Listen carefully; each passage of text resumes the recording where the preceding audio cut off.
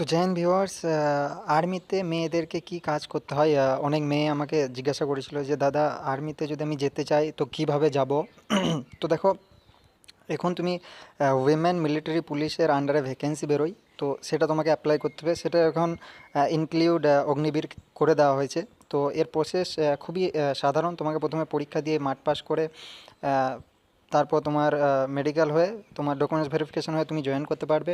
তোমার জেড আরও এআরওতে ভ্যাকেন্সি আসে।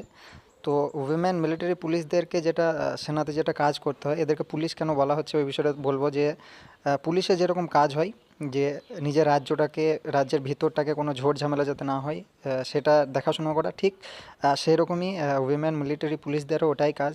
তুমি আর্মির মতোই সব কিছু পাবে, আর্মির মতোই কাপড় চোপড়, আর্মির মতোই অন্যান্য সব কিছু ফ্যাসিলিটিস। তো তোমাদের কাজ থাকবে, তোমাদের কোনো কোনো যুদ্ধতে যেতে হবে না, কোনো অপারেশনে যেতে হবে না।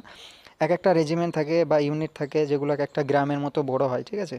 তো ওই রেজিমেন্টের আন্ডারে আর্মিদের নিজেদের মার্কেট থাকে, খাবারের দোকান থাকে, ক্যান্টিন থাকে, কেনাকাটার দোকান থাকে।